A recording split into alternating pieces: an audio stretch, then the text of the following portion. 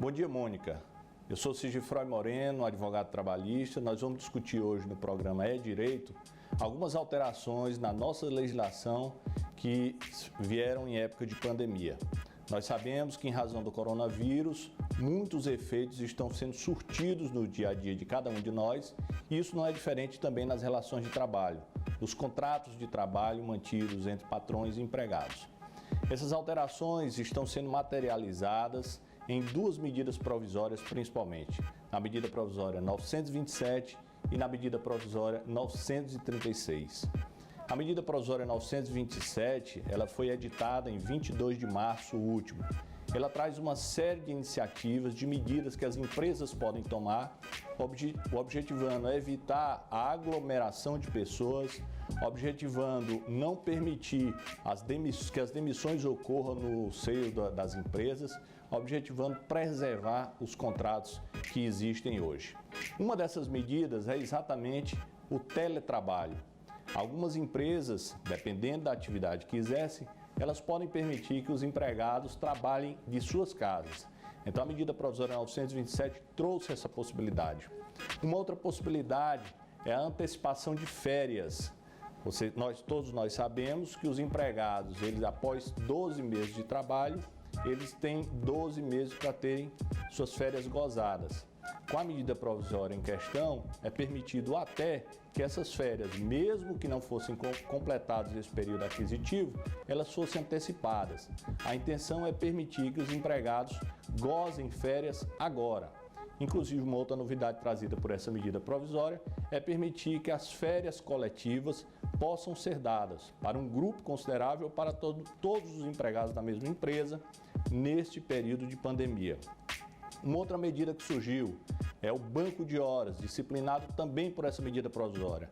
Através do banco de horas, o empregado reduz um pouco a jornada e depois, durante um determinado período, superado esse período de pandemia, ele faz uso desse banco de horas, a empresa faz uso desses créditos de jornada de trabalho que ela tem do empregado.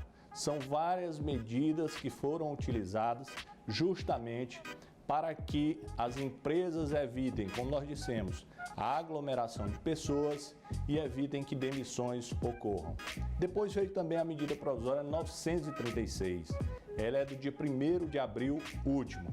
A intenção dessa medida provisória foi criar um programa emergencial para evitar demissões e para preservar o valor dos salários e a renda dos empregados. E ela instituiu duas medidas principais. A primeira delas é a redução da jornada de trabalho proporcionalmente à redução do salário, e uma outra medida que é a suspensão total dos contratos de trabalho dos empregados. Essa redução, o primeiro caso, a redução da jornada de trabalho com a redução proporcional do salário, ela pode se dar em três casos. Quando a empresa reduz em 25%, 50% ou 70% a jornada de trabalho desempenhada pelo empregado. Vou dar um exemplo. Quando o empregado trabalha a jornada de 8 horas, a empresa pode chegar e dizer: olha, nesse período de pandemia, eu vou reduzir 25% da sua jornada. O que na prática isso ocorre? Ele vai receber do patrão 25% do salário a menos, porque a redução da jornada é proporcional à redução do salário, e em compensação, o governo federal vai depositar diretamente na conta do empregado 25% do valor que ele teria como seguro-desemprego caso perdesse o emprego. Essa é, pois, a possibilidade de redução do contrato de trabalho, da jornada, proporcionalmente à redução do salário. Isso ocorre, como eu disse, com 25%, 50% ou 70%. Uma outra medida é a possibilidade de suspensão total dos contratos de trabalho. Nesse caso, a empresa suspende integralmente, deixa de pagar salário para os empregados e esses empregados vão receber diretamente nas suas contas 100% do valor que lhes é devido caso percam o emprego, que lhes é devido em caso de seguro-desemprego. Importante destacar que empresas que no ano passado, no ano de 2019, faturaram mais de R$ 4.800.000, somente podem fazer essa redução essa suspensão completa se pagarem 30% do salário dos empregados. Mas esses 30% na prática não é salário, porque a própria medida provisória permite, ou ela diz, que esses 30% são verba indenizatória sobre a qual não incide FGTS, imposto de renda ou contribuições previdenciárias. Essas foram algumas das medidas tomadas, essas foram algumas das alterações trabalhistas que ocorreram nessa época de pandemia.